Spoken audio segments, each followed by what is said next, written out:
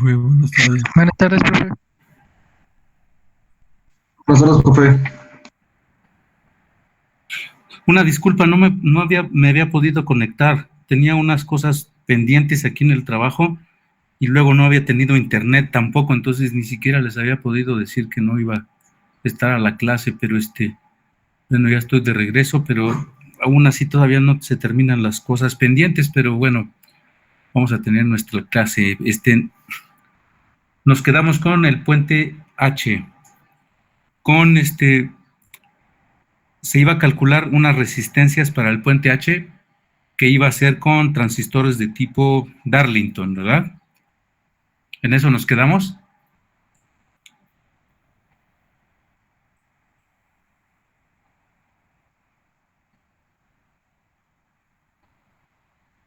Todos ya tienen la corriente del motor, ya saben cuál es la corriente de arranque.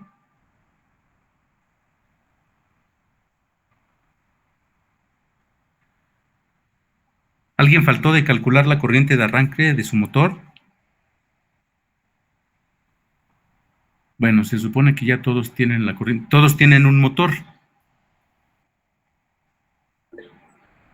Ok. Bueno, entonces ya calcularon las resistencias. ¿Cuáles son los valores de las resistencias?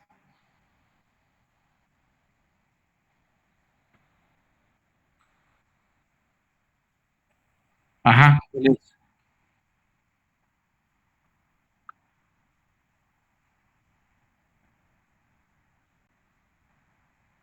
Ajá.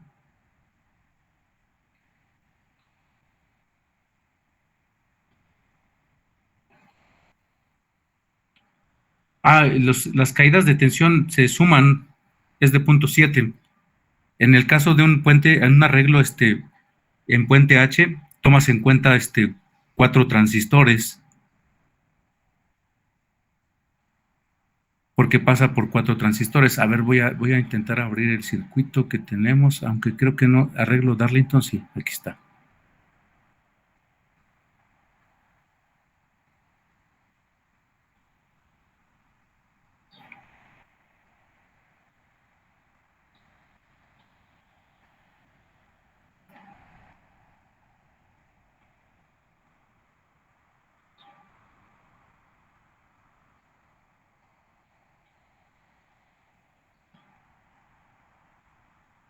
Que está un poco lento, no se puede abrir tan rápido.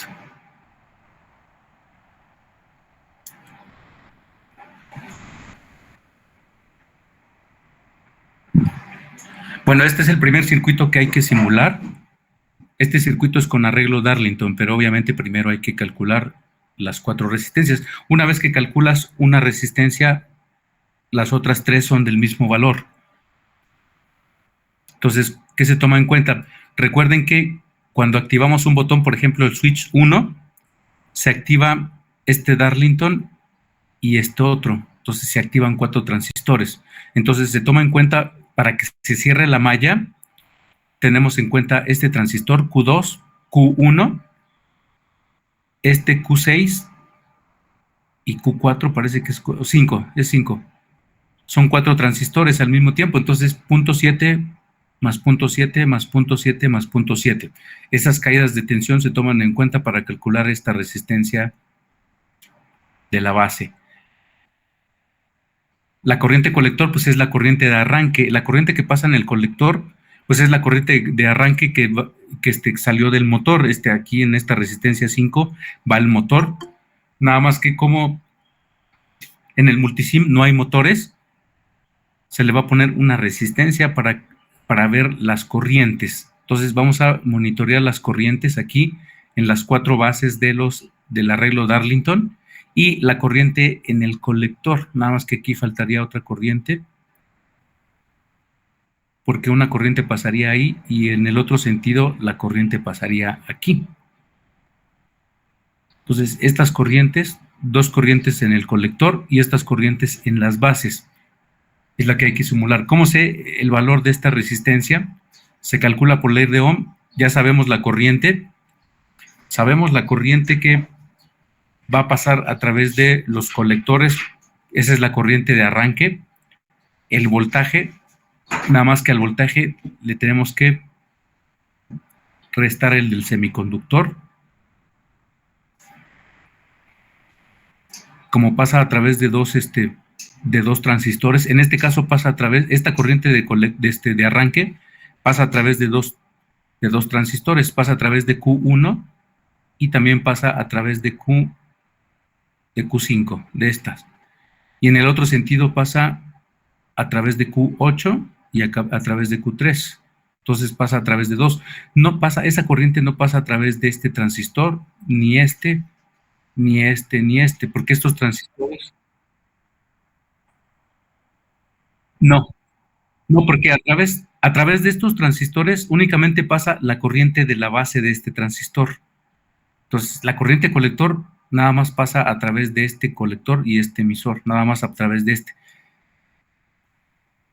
En el caso de la malla de la resistencia de base, sí debemos de tomar en cuenta los 4, pero para calcular esta nada más son 2.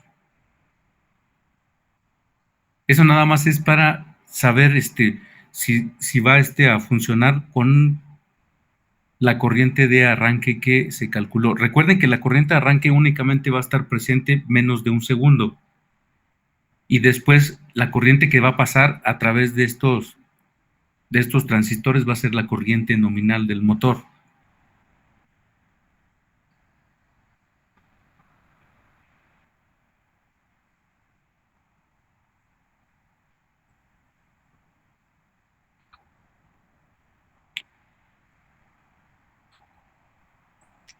O sea, la corriente de colector es igual a la corriente de base por la ganancia.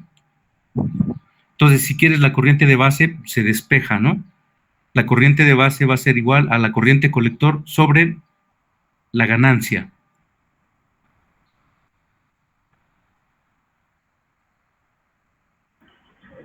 No entendí bien cómo calcular la resistencia.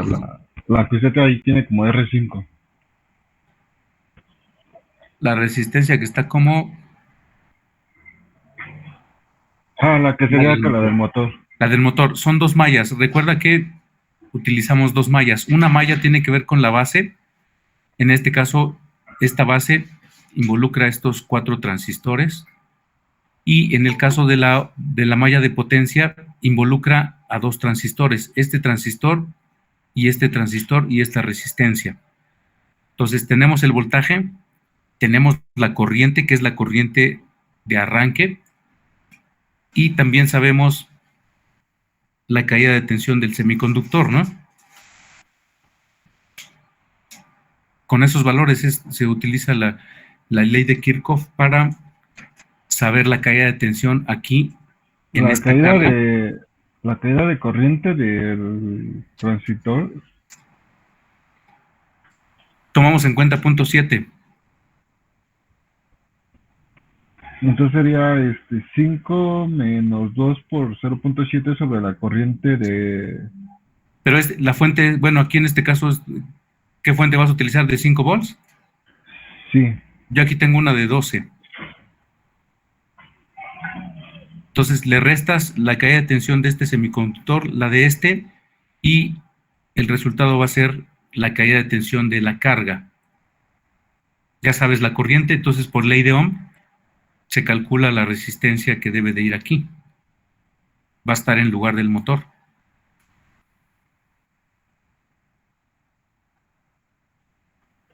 Y la corriente medida sería la corriente de arranque, entonces. No, de hecho la corriente que midas va a ser muy cercana a la corriente de corriente nominal. Lo que pasa es que debemos de proteger el circuito para la corriente de arranque. La corriente de arranque es muy pequeña, pero si no la tomamos en cuenta, entonces se van a dañar los transistores. De hecho, se dañaría este y este.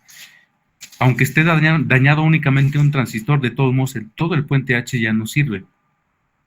Entonces es una forma de proteger, por eso estamos tomando en cuenta la resistencia, perdón, la corriente de arranque del motor. La corriente debe ser más pequeña.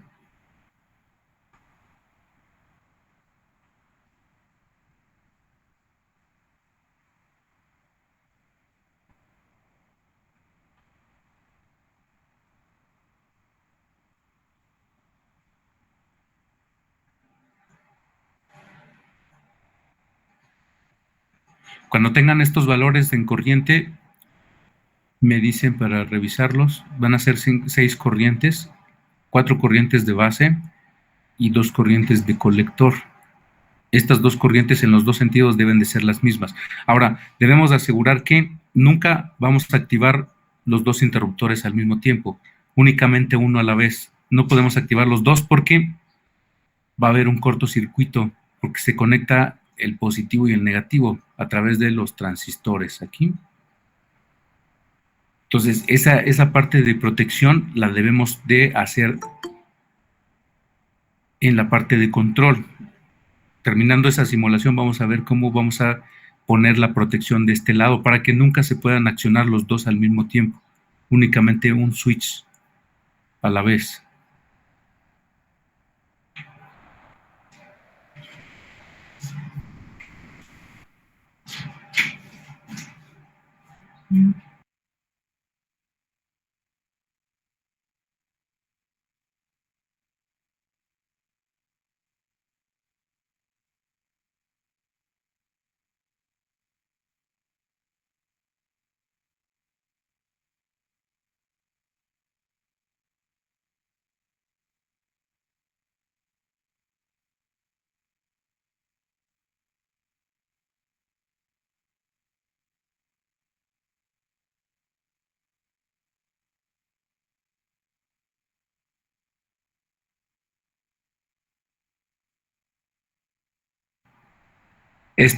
Sí, es un valor real. De todos modos, ¿cuánto es tu corriente la corriente de arranque?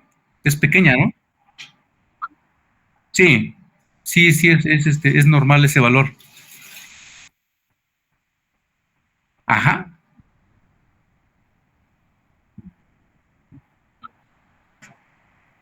esa es la corriente de la base.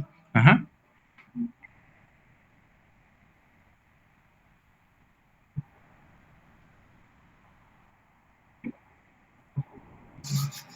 3.8, esa,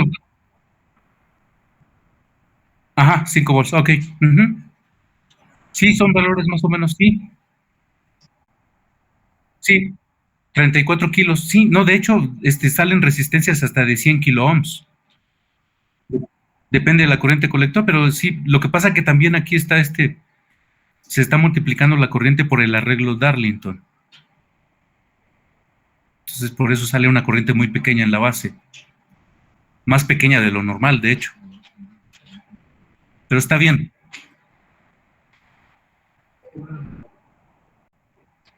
Sí. Profe, tengo una duda. Sí. Calculé la beta con el multímetro y me salió diferente para cada transistor. Entonces, la corriente de la base la tengo que hacer para cada beta, ¿no? La beta, pero estamos tomando en cuenta que van a ser tip 41 todos, ¿no? Sí, pero los medí en el multímetro. Es que son transistores que ya tenía. Ajá. Y tres sí tienen beta de 40 y uno tiene una beta de 38. Ah, pues toma en cuenta esas betas, entonces, aunque va a salir un poquito diferente. Sí, y ya tendría que cambiar la beta en el multisim, ¿no? Sí, sí tienes que cambiarle las betas que tú mediste. Ok. Aunque esas betas van a cambiar dependiendo del tiempo de uso y de hasta de la temperatura, ¿eh? Y el voltaje también. Entonces, no es estable. Ok. Sí, pero Bueno, sí tienes que cambiarla aquí en el multisim también. ok. Sí, ya medí las corrientes y lo simulé, pero no mido la corriente de multisim y no me dan ni siquiera la corriente de arranque. O sea, con esos Sí, valores de beta, ajá, sí, pues ya tienes el valor de las resistencias de base, entonces. sí, me dio de 27.193 kilo ohms Ajá. y otra de 25 kilo ohms. Y la resistencia de carga, aquí la Ah, R5, ¿de esa cuánto todavía salió? no la he calculado. Ahorita lo hago. Ah, es que debe de tener una resistencia ahí, debe de ser baja. Ah, ok. Bueno, ahorita lo hago, profe. Gracias. Sí, de nada.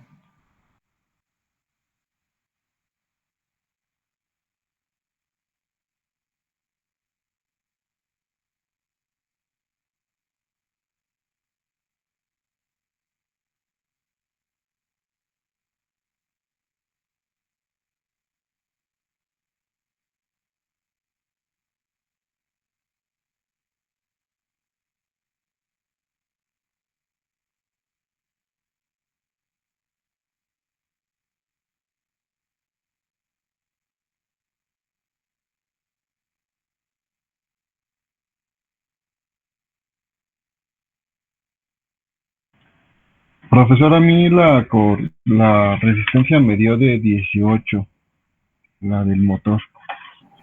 ¿Cómo? A ver otra vez. La resistencia del motor a mí me dio 18. 18 ohms. Ajá. Ajá, está bien. A ver, conéctale la simulación. Ya lo tengo. Sí.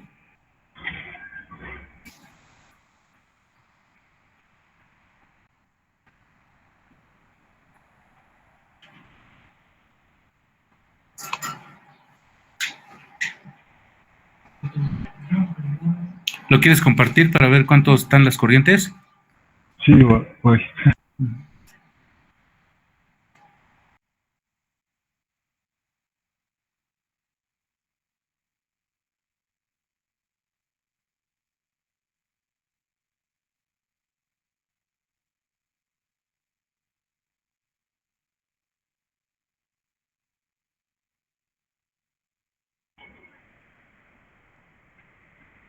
Ahí ya se está viendo.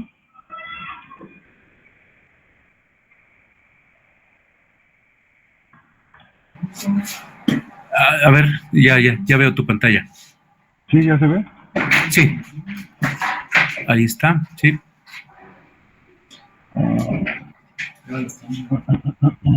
Uy, ya se me va a apagar la computadora.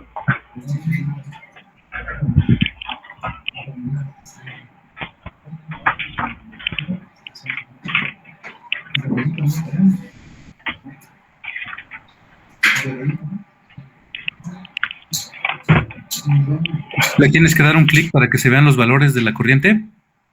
Sí, voy, es que estaba conectando la computadora, ya se me va a apagar. Ok, sí.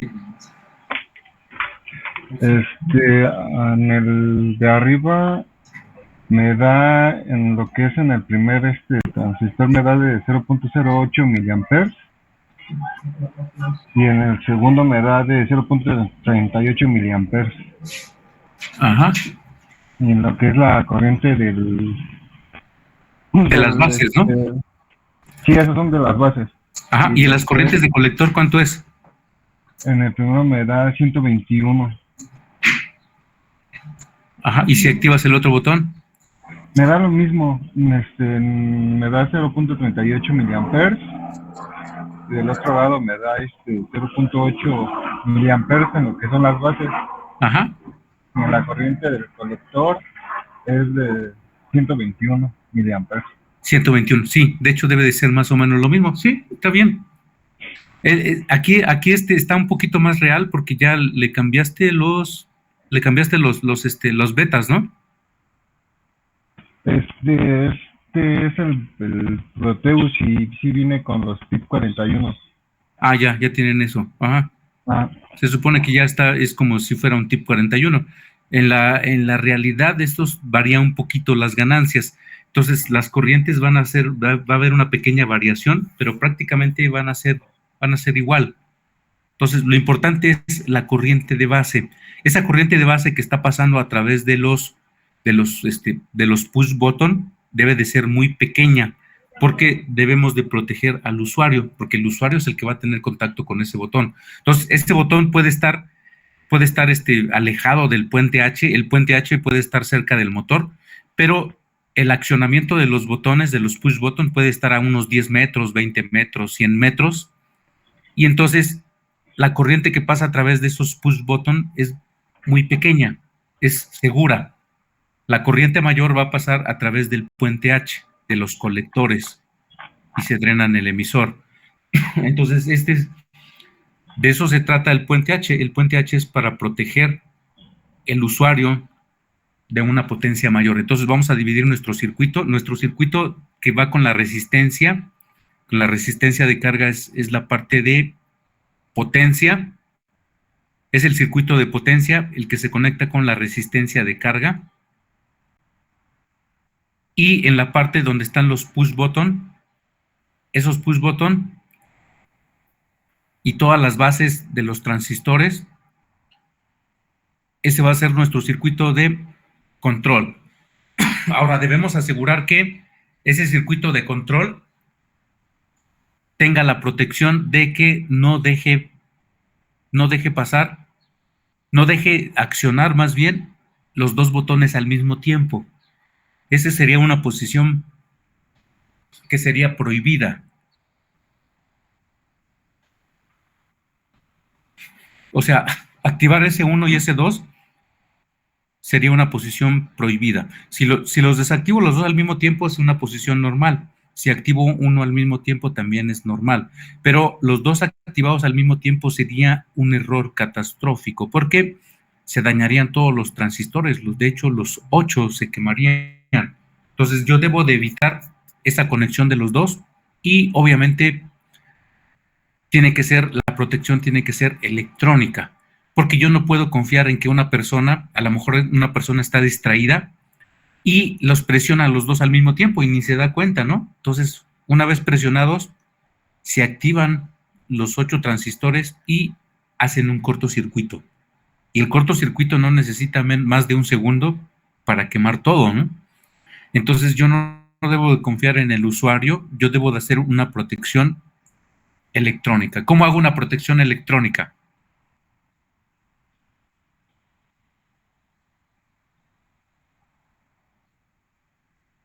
¿Cómo le haría una protección electrónica?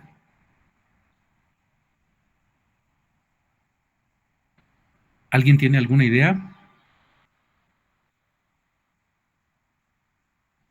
¿Se podría hacer con un fusible? Con un fusible, pero el fusible se estaría fundiendo a cada rato. Cada que se equivoque la persona que está accionando ahí, el fusible se va a dañar. Y sí lo protege, pero hay que estar cambiando el fusible a cada rato. Yo necesito que se proteja y yo no tenga que estar cambiando componentes, ¿no? Ni resistencias, ni fusibles, ni diodos, ni transistores, sino que sea una forma automática. Que no me permita que se disparen las 4 bases al mismo tiempo, únicamente 2, y van a ser cruzadas. O sea, esta base con esta o esta y esta, y nunca las 4 al mismo tiempo. Eso podría ser es un condicionamiento. ¿Con qué elemento yo hago un condicionamiento?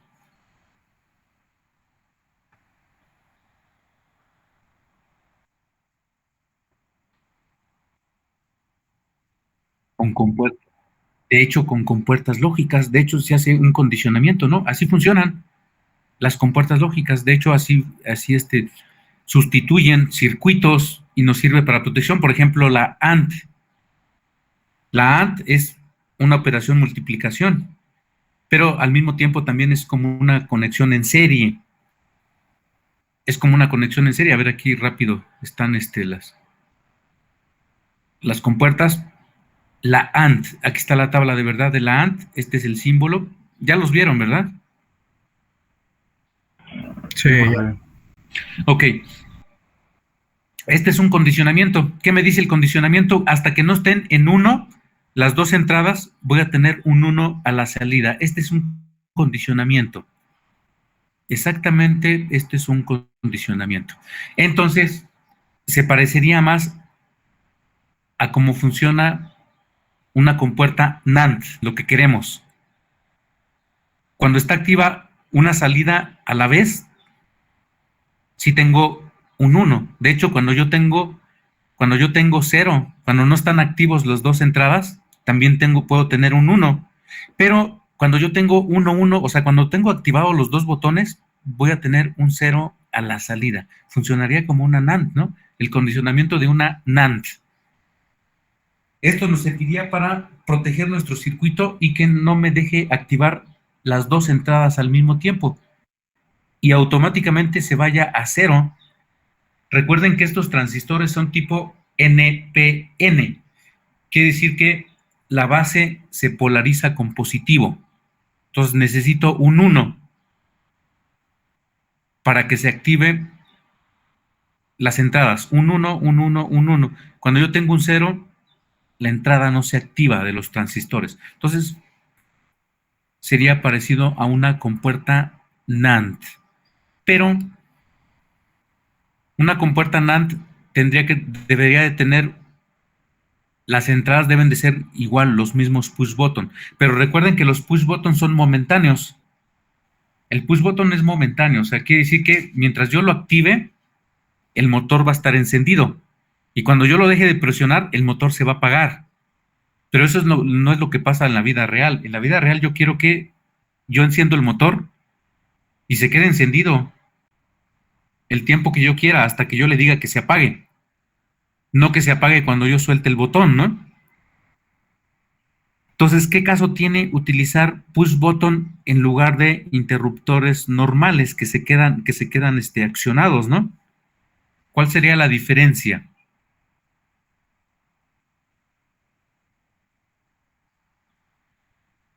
¿Alguien tiene idea? No entendí su pregunta, ¿la podría repetir otra vez? Estamos usando push button. Estamos usando push button. Y normalmente un motor, yo lo necesito funcionando por mucho tiempo. Entonces, ¿qué pasa cuando yo presiono el push button? El motor va a estar funcionando mientras yo esté presionando el push button. Entonces, pero la mayoría de las veces yo requiero que el motor se quede funcionando. Entonces, ¿cuál sería la diferencia de utilizar entonces un interruptor normal? El interruptor normal se queda encendido, ¿no? Cuando yo lo presiono como un apagador de un foco. El apagador de un foco, cuando yo lo presiono, se queda encendido, ¿no? Entonces, ¿cuál es la diferencia de usar push button a usar interruptores normales?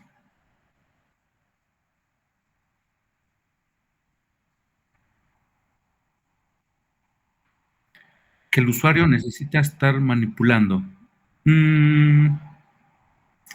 Pues en los dos casos se tiene que estar manipulando. Pues que uno funciona a corto, se podría decir que a corto y el otro pues en un largo tiempo, se podría decir. ¿Cuál tendría más control? El El push ¿El push button. button? ¿El push button tendría más control encima del interruptor normal?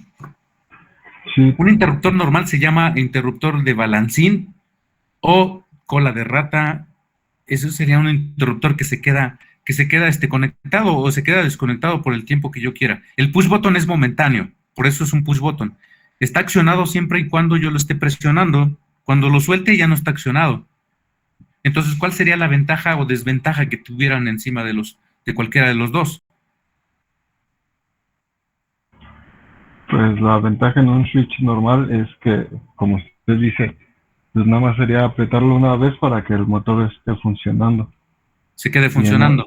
ajá, y en el push button hay que estar, y se tiene que quedar presionando el botón para que le llegue corriente al motor. Ajá. Entonces, aquí, en este caso, entonces tendría más ventajas el interruptor normal, ¿no? Que se queda fijo. Y entonces el push button no tendría mucho caso ponerlo, ¿no? Porque pues es momentáneo. Pero da la casualidad que tiene más control un push button. Por eso es el más usado. Por lo menos en control de motores, en control de cargas muy grandes. En control de cargas muy grandes. Por ejemplo, así funciona también el arranque de un motor de gasolina o un interruptor de los nuevos que ya no necesitan llave, simplemente tiene un push button y simplemente lo presiono por un corto tiempo y enciende el motor. Y no necesito estar ahí con el dedo presionado, ¿no? O que el motor se quede accionado. De hecho, el botón es un push button que únicamente se acciona cuando yo lo estoy presionando. Me manda un pulso. Esa es la forma más segura. Y entonces, ¿cómo lo mantengo funcionando? Entonces, entraría a otra etapa. Un circuito necesita enclavarse.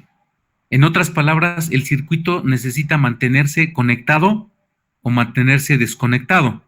Y eso lo va a hacer de forma eléctrica o electrónica, ya no de forma mecánica, porque de forma mecánica yo estoy forzando a que el interruptor en todo momento está pasando una corriente por el interruptor. ¿Y qué pasa cuando está pasando una corriente fija por el interruptor?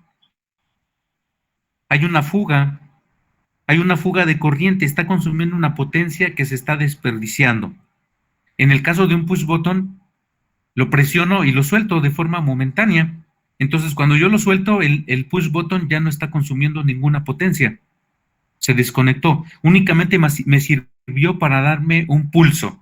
Y ese pulso me dijo, quiero que se conecte este motor. Y ya, se debe de quedar enclavado. Ese es el término, enclavado, que se sostenga. Si yo lo presioné una vez, aunque sea por un corto tiempo, medio segundo o unos microsegundos, eso debería de bastar para que el motor se mantenga encendido de forma indefinida, siempre y cuando se mantenga la alimentación. Entonces, yo debo de hacer un circuito que se enclave. Ese es el término, que se sostenga, se mantenga encendido y que también se sostenga apagado, porque debe de haber dos botones. Un botón es para encender y otro botón es para apagar. Entonces, a lo mejor se ve así como que se complica la cosa, ¿no? Porque ahora en lugar de tener un solo interruptor, voy a tener dos, ¿no? Un push button para encender y un push button para apagar, pero esa es la forma más segura, porque son de forma momentánea y tiene mayor control.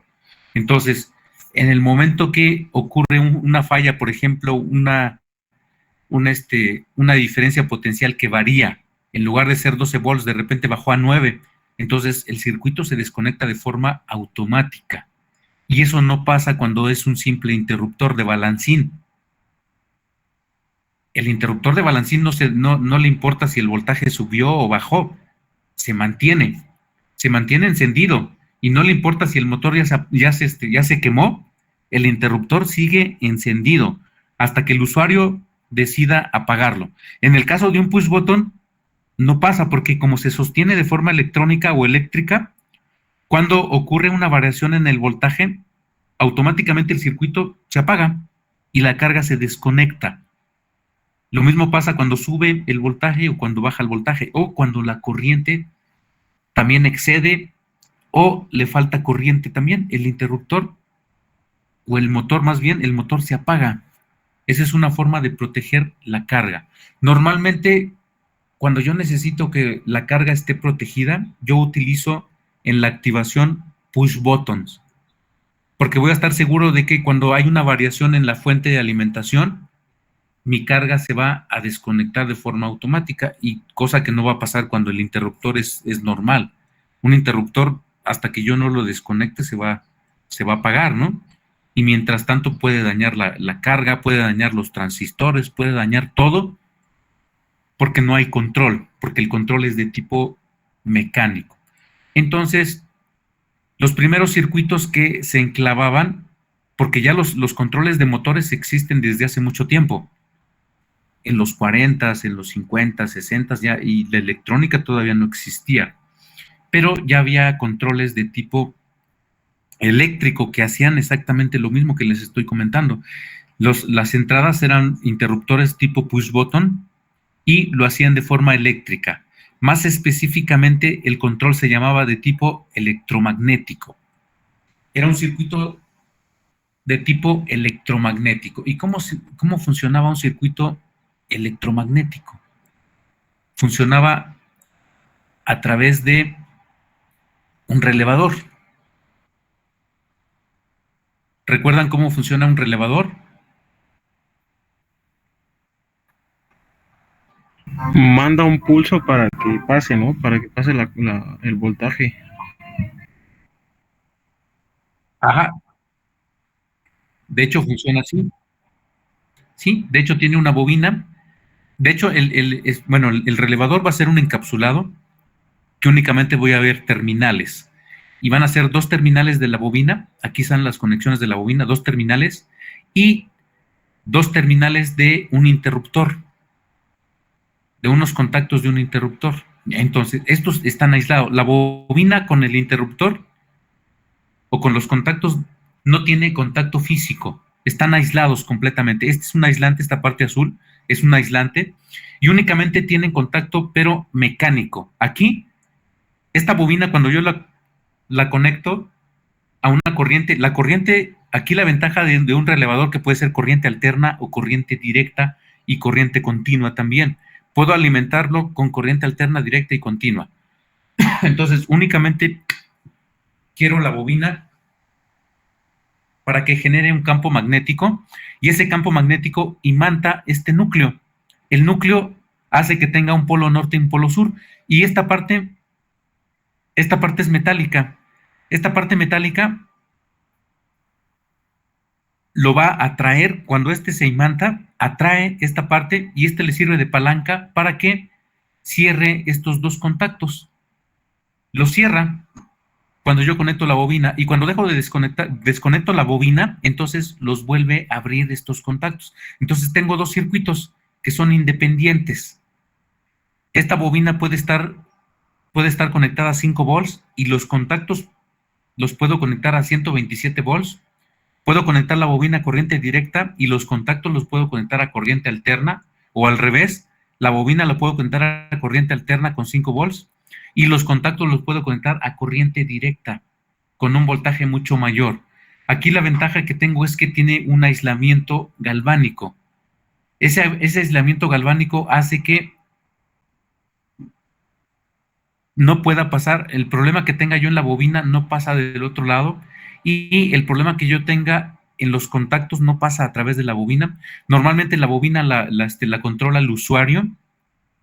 Esta bobina la controla el usuario y en esta parte se conecta la carga en los contactos.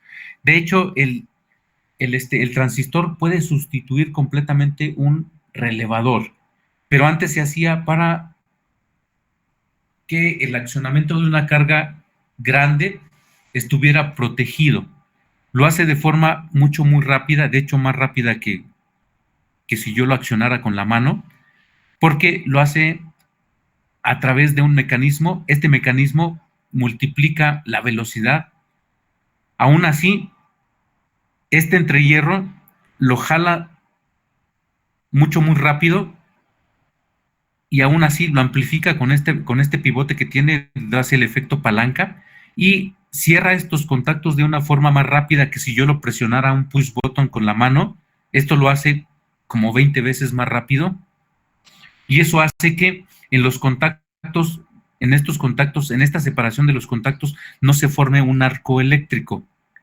Entonces, como no se forma un arco eléctrico, entonces no se genera una distorsión de tipo eléctrica que se iría hacia la carga. Entonces se protege porque está aislado los dos circuitos, y por medio de un relevador yo puedo hacer un control de tipo electromagnético.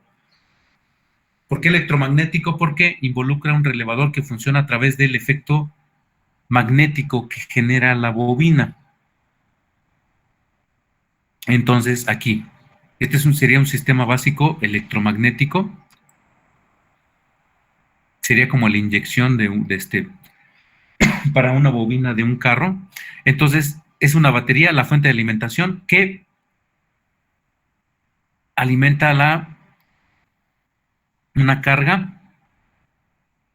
En este caso, la carga sería aquí la unidad de control, y este es el switch que activa o desactiva la bobina del relevador. Entonces, con este switch, yo le digo que se encienda o se apague.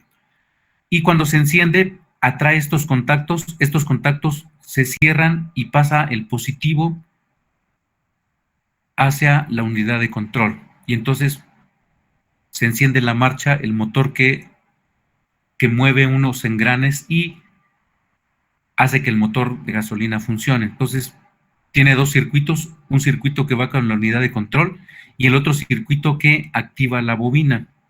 Ese es el circuito básico, es un circuito de tipo electromagnético. ¿Cuál es la ventaja? La corriente que pasa a través del switch es muy pequeña, es únicamente la corriente que pasa a través de la bobina. Y esa bobina consume una corriente muy pequeña, son 10 miliamperes, de hecho, el máximo son como 100 miliamperes. La corriente mayor es la que pasa a través de este contacto. Este contacto maneja corrientes ya de 20, 30, 40, 100 amperes, porque esta corriente es la que enciende la marcha del motor. Entonces, es la corriente que pasa aquí, es la mayor, y es donde el usuario manipula el switch, es una corriente mucho menor. Entonces, aislamos dos circuitos, la parte que manipula el usuario es más segura porque es menos corriente. Pudimos haber puesto el switch únicamente aquí y nos pudimos haber ahorrado el relevador y ponerlo aquí directamente en serie con la unidad de control. Pero eso haría que el switch manejaría una corriente mucho mayor y sería más peligroso. Entonces, el relevador se usa para protección, para aislar el circuito. En un relevador sí tengo un aislamiento galvánico, cosa contraria pasa con la electrónica, con un transistor. Con un transistor no tenemos un aislamiento galvánico porque realmente sí están conectados todo el tiempo. Lo único que cambia es la impedancia entre sus terminales. Entonces pasa una corriente muy pequeña o una corriente muy grande. Pero todo el tiempo hay continuidad. En este caso, la continuidad sí se descontinúa aquí cuando el relevador está desconectado. Los contactos físicamente se desconectan y cuando activo la bobina se conectan. Entonces, una impedancia infinita o una impedancia cero es lo que pasa en un relevador, cosa que no pasa en un transistor, aunque este relevador lo puedo sustituir completamente por un transistor, pero sigue siendo más seguro utilizar un relevador. Entonces, un circuito de tipo electromagnético lo vamos a hacer con un relevador o con su equivalente de máxima potencia. Para una potencia muy grande ya no se llama relevador, ahora se llamaría contactor. No sé si se están confundiendo un poco, si se está entendiendo. ¿Podría repetir lo último que dijo? El relevador y el contactor. El relevador y el contactor funcionan básicamente igual. Tiene las mismas partes, tiene una bobina, tiene contactos. La única diferencia es la potencia que manejan. Un relevador maneja potencias pequeñas. De hecho, corrientes hasta de 15 amperes en los contactos. Cuando nosotros requerimos una corriente mucho mayor entre los contactos, por ejemplo, 100 amperes o 1000 amperes, ya el elemento, aunque funcione igual, ya no se va a llamar relevador, ahora se llama contactor. Pero básicamente tiene lo mismo, tiene contactos y tiene bobinas, pero ahora el nombre cambia. Ya no se llama relevador, se llama contactor. Físicamente se ven un poco diferentes. A ver, vamos a ver cómo se ve un relevador. Un relevador se va a ver, aquí está. Un relevador se ve así. Este es un relevador. Son relevadores pequeños de una corriente pequeña, 10-15 amperes. Estos son de una corriente mayor, pero siguen siendo relevadores. Los relevadores tienen un contacto o dos, hasta máximo 3 contactos a la salida. Aquí se ve el símbolo del contacto y esta es la bobina. Este es un relevador como para un carro, para el encendido de un carro es este. Son muy parecidos a este.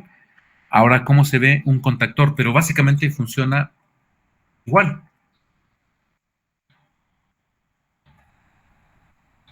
Contactor. Tiene lo mismo, pero se va a ver un poquito diferente. Este es un contactor, ya es de tipo industrial. Se usa para motores grandes. Este es un contactor. Este también es de diferente marca. Este creo que es Siemens. Este es Schneider. Este es una protección para relevador. Este es un contactor. Este es los contactos de un contactor. Entonces se ve un poquito diferente. Básicamente tiene lo mismo, pero este tiene más contactos. Por ejemplo, este utiliza la simbología europea, donde la bobina se ve un rectángulo. Estas son las terminales de la bobina, A1 y A2, y estas son las terminales de los contactos, que son normalmente abiertos. El 1 y el 2 es un contacto, están totalmente aislados, no tienen conexión entre ellos, ni con la bobina. Entonces, el único contacto que tienen es mecánico, por eso tiene aquí una línea punteada, que quiere decir que cuando la bobina se activa, cambia de estado estos contactos. Estos contactos que estaban abiertos ahora los cierra cuando la bobina se conecta y cuando se desconecta los vuelve a abrir. Su estado normal son abiertos y tiene 4 y así se ven. Así se ve físicamente. Este es el contactor y el relevador es pequeño. El relevador es para electrónica, para cargas muy pequeñas. Este es el relevador, pero prácticamente funciona igual. Aquí vemos cómo está el símbolo, igual con simbología europea. La bobina es un rectángulo y el contacto aquí tiene un contacto que tiene las dos terminales, normalmente abierto y normalmente cerrado, y un común. Tiene 3 terminales, pero únicamente es un contacto con 2 posiciones, a diferencia del contactor que puede tener varios contactos. ¿Por qué se los menciono la parte electromagnética? Porque de ahí vamos a partir de un circuito de tipo electromagnético que lo vamos a convertir a electrónico. A fin de cuentas, los primeros controles para motor fueron de tipo electromagnético, utilizando contactores. Vamos a ver cómo se vería. Y entonces a ese circuito electromagnético tiene un nombre comercial. De hecho, se le llama arrancador. Se le llama arrancador. Vamos a ver cómo se vería un arrancador. Aquí está. Este es un arrancador. Este arrancador tiene 2 push button. Tiene uno verde para encender y otro rojo para apagar. Y normalmente las cargas son motores. Este es el relevador. Tiene otros elementos. Únicamente lo que ve el usuario son, como normalmente son para motores trifásicos, entran tres cables, salen 3 cables hacia el motor, y aquí lo acciono, es un push button que lo presiono rápidamente, se mantiene el motor, hasta que yo no presione el botón rojo, se va a apagar el motor, y así se vería. Este es un control de tipo electromagnético, el nombre comercial es arrancador. Este es otro arrancador, es de otra marca. Tiene interconexiones, a ver, aquí se ven las conexiones, que son internas. Esto estaría adentro, este es el contactor. Y únicamente lo que ve el usuario son 2 botones, uno rojo y uno verde. Y el botón puede ser redondo, puede ser cuadrado.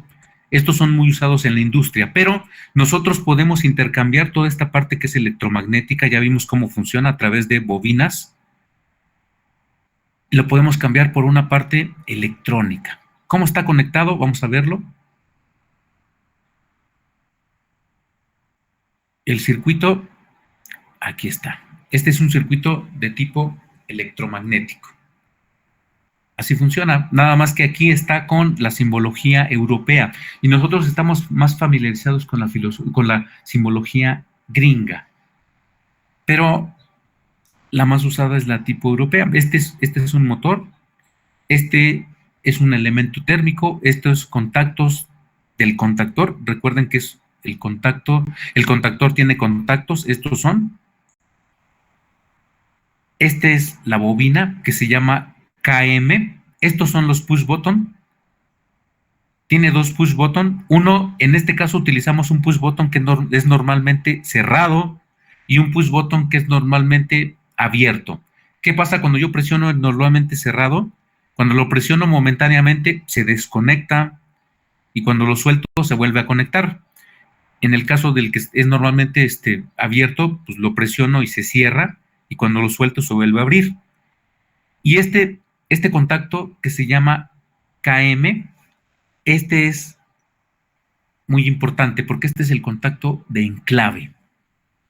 Es la palabrita que les había dicho que para que nosotros accionemos y que se mantenga funcionando el motor, que se mantenga conectado el motor, que se mantenga funcionando por medio de 2 push button, se tiene que enclavar. Ese efecto lo hace este contacto y este contacto es de la misma bobina, del mismo contactor. Tanto este contacto como estos 3 contactos pertenecen a este contactor que se llama KM. Quiere decir que cuando yo accione esta bobina, va a cambiar de estado este contacto y estos 3 contactos. Quiere decir que cuando yo se conecte, presiono este botón, la corriente la toma directamente de la parte trifásica. Se llama ABC, son 3 fases. ABC. Este es un interruptor de tipo termomagnético. ¿Conocen los interruptores termomagnéticos?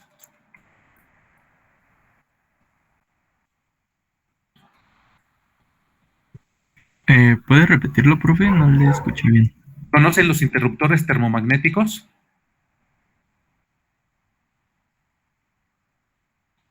No, profe. No, yo no. Bueno, este es un interruptor termomagnético trifásico y físicamente se ven, nosotros los conocemos porque están en nuestra casa. Son de este tipo. Sí los han visto, ¿no? Por lo menos este. Sí. Este es Sí. un interruptor termomagnético. Este es un interruptor termomagnético también, pero es trifásico. Es como el que tenemos en el arrancador. Es trifásico, que al mismo tiempo desconecta tres fases. Esta es la entrada, fase 1, fase 2, fase 3, y esta es la salida protegida de la fase 1, de la fase 2 y de la fase 3. Y este es de tipo monofásico, únicamente para una fase. Esta es la entrada y acá abajo está la salida. Pero son interruptores termomagnéticos y están aquí. Es la protección de este motor, porque este motor funciona a corriente alterna. Entonces, este interruptor siempre está accionado, siempre está encendido. Entonces, pasan tres fases y la parte de control, este es el circuito de control y este es el circuito de potencia.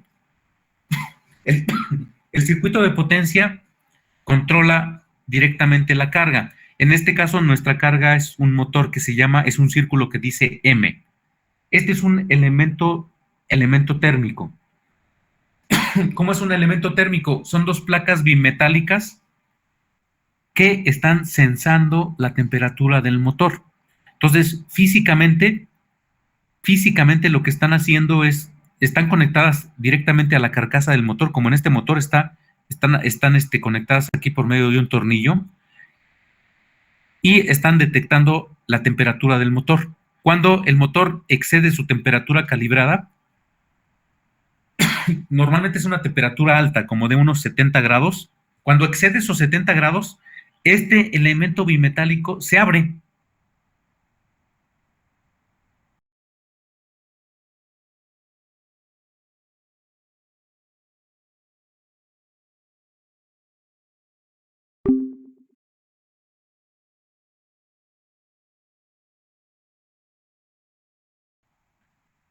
Bueno, a ver, entonces este es un elemento térmico que nos sirve para proteger el motor de sobrecalentamiento. Cuando el motor se está forzando, se va a calentar, por eso tiene estas pequeñas costillas que están aquí, son unas aletas que sirven para disipar el calor. Entonces, físicamente, este interruptor de tipo térmico está atornillado aquí a la estructura del motor. Cuando detecta una temperatura alta, se calibra una temperatura, por ejemplo, como 70 grados. Cuando excede esos 70 grados, el motor se desconecta, si estaba conectado.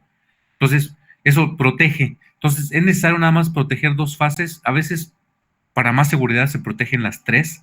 Entonces, se ponen tres elementos térmicos y desactivan el motor. ¿Qué pasa entonces con el otro circuito que controla? Este botón que está cerrado es el botón que es rojo.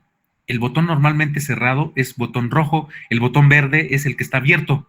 El verde es para accionar el motor, para funcionar el motor, y el rojo es para apagarlo. Entonces, este es el circuito de control, este es el circuito de potencia. En el circuito de potencia tiene tres contactos que dependen de esta bobina. Quiere decir que cuando la bobina se activa, estos contactos se cierran porque están normalmente abiertos.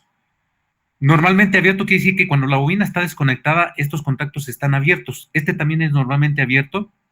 Y cuando la bobina la conecto, cambian de estado. Si están abiertos, se cierran. Si están cerrados, se abren. Entonces, como dice KM dependen de esta bobina, que es este rectángulo. Entonces, tenemos esta conexión. Este circuito se cierra en esta fase C. Este es un fusible. Pasa a través de este botón que está cerrado, push button cerrado, pasa a través de un push button abierto, pasa de forma paralela a través de un contacto del mismo contactor que está abierto, y pasa a través del bobinado y se regresa a través de la fase B. Así se cierra el circuito, pero ahorita no pasa la corriente porque este botón está abierto. Entonces, la corriente que llega de C pasa a través del fusible, pasa a través del botón rojo que está cerrado, pero llega hasta aquí porque este está abierto y también el contacto está abierto. Estos contactos también están abiertos, entonces el motor está apagado. ¿Qué pasa cuando yo presiono el push button verde? Este es el push button verde. Lo presiono de una forma rápida, de hecho menos de un segundo, lo presiono y en ese momento bastó para que la bobina se accionara, esta bobina se conectó porque está conectada a través de la fase B y la fase C, se accionó y ese tiempo pequeño bastó para que cambiara de estado estos contactos. Este contacto lo cerró y estos 3 contactos lo cerró y entonces el motor empieza a funcionar. Como la corriente, yo dejé de presionar este botón, ahora la corriente pasa a través de este contacto que ahora se cerró y se mantiene. Este contacto se llama contacto de enclave, porque es el que mantiene funcionando el motor, este contacto. Ya no necesito volver a presionar porque ya lo solté. Y aunque lo vuelva a presionar, de todos modos la corriente ya no le hace caso porque ahora la corriente pasa a través de este contacto, que es el contacto de enclave, y mantiene funcionando la bobina. Y el motor sigue funcionando, sigue girando.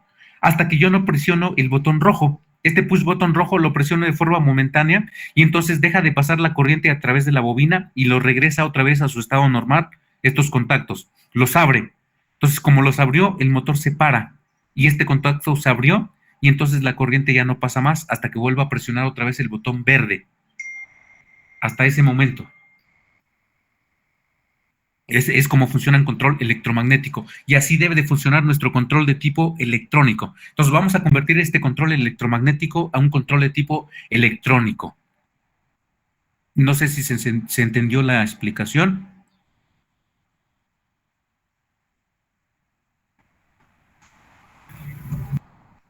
Sí, profe.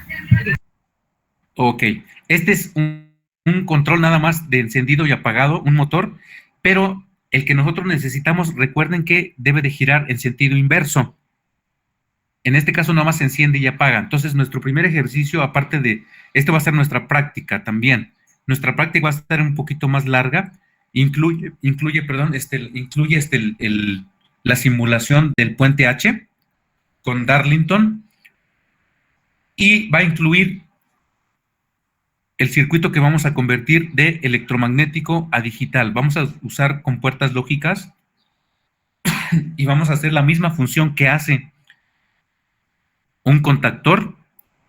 Lo mismo que está pasando aquí con un arrancador. Este es el arrancador. Este es el circuito que está adentro de esta cajita. Lo único que vamos a ver van a ser 2 botones, uno verde y uno rojo, que van a ser estos 2. Este es el rojo y este es el verde. Pero todas estas conexiones están internas con estos cables rojos que se ven aquí. Y únicamente lo que yo veo es la entrada ABC, la alimentación, y la salida que van a ser hacia el motor. 3 cables igual. Pero todo el relajo que está aquí adentro va a estar conectado aquí. Y eso va a servir para arrancar o encender y apagar el motor. Así funciona este arrancador. Este es un arranque simple, nada más encendido y apagado. Y el que nosotros necesitamos es sentido horario y sentido antihorario de nuestro motor. Aquí no está cambiando de giro el motor, es otro circuito, pero necesitamos empezar desde lo más básico. Entonces, mañana nos toca otra vez, vamos a seguir con nuestro método para cambiar este circuito que es electromagnético a uno digital, y eso formaría parte de nuestra práctica. Nuestra práctica es un circuito de tipo reversible para un motor. En nuestro caso va a ser un motor, no va a ser un motor trifásico, va a ser un motor de corriente directa. Ese motor de corriente directa le vamos a cambiar el sentido de giro por medio de un circuito con compuertas. Pero ese circuito con compuertas debe de tener una protección. Recuerden que nunca se deben de accionar las dos salidas al mismo tiempo, o en este caso serían las 2 entradas, únicamente una. Y entonces nuestro circuito electromagnético debe de hacer eso. Entonces, eso seguimos mañana. Entonces, si no hay alguna pregunta, alguna duda, algún comentario. Yo tengo una pregunta, profe. Sí. ¿Las clases con usted entonces van a seguir en línea? Sí, sí van a seguir en línea. Sí, gracias. Sí, de nada. ¿Alguien más? Profe, la Sí. resistencia que es, que simula el motor, se saca restando los 2 voltajes de los transistores al voltaje que tenemos en el De la fuente. diagrama que tenemos arriba. Sí, Y, la fuente de y potencia. se divide entre la corriente nominal. Entre la corriente nominal, así es, para sacar el valor de la resistencia. Ok, gracias. Sí. ¿Alguien más? Bueno, entonces hasta mañana. Seguimos todavía con esto para el control reversible del motor, el mismo motor que les había pedido, pero ahora vamos a hacer un control que va a tener protección y se va a accionar por medio de 3 push button. ¿Cuáles van a ser los 3 push button? Uno va a ser apagado, el otro va a ser sentido horario y el otro va a ser sentido antihorario. Van a ser 3 botones, 3 push button. Y eso va a ser un arrancador para un motor de corriente directa. Aunque eventualmente también puede ser para un motor de corriente alterna, trifásico. Puede ser el mismo. Únicamente cambian los componentes. En este caso estamos usando transistores Darlington. Y para usar corriente alterna necesitamos otro elemento igual electrónico que se llama tiristor. Y eso lo vamos a ver más adelante. Entonces, hasta mañana. Nos vemos, profe. Hasta luego, profe. Hasta luego. Hasta luego. Profe, Sí. una pregunta. Entonces, Sí. perdón. Sí. Dijo que tenemos que subir, cuando sea lo de la práctica hay que subirle los dos apartados, ¿no? Esta simulación que hicimos Sí, del puente H. del puente H y aparte la que vayamos a ver, ¿no? Ajá, todavía falta nada más encendido y apagado de un motor con un transistor normal y la parte reversible, que es la que nos importa. Entonces, esta práctica va a estar un poquito más larga. Ok, pero lo vamos a implementar, ¿no? Nada más. Sí, Con el sí, puente pero H. de hecho el circuito lo vamos a hacer físico, el último, ya con puertas lógicas, con los transistores Darlington y con el motor. Eso se va a Ok, hacer sí. físico. Ujú. Vale, profe. Sale pues. Bueno, gracias, hasta luego. De nada, hasta mañana.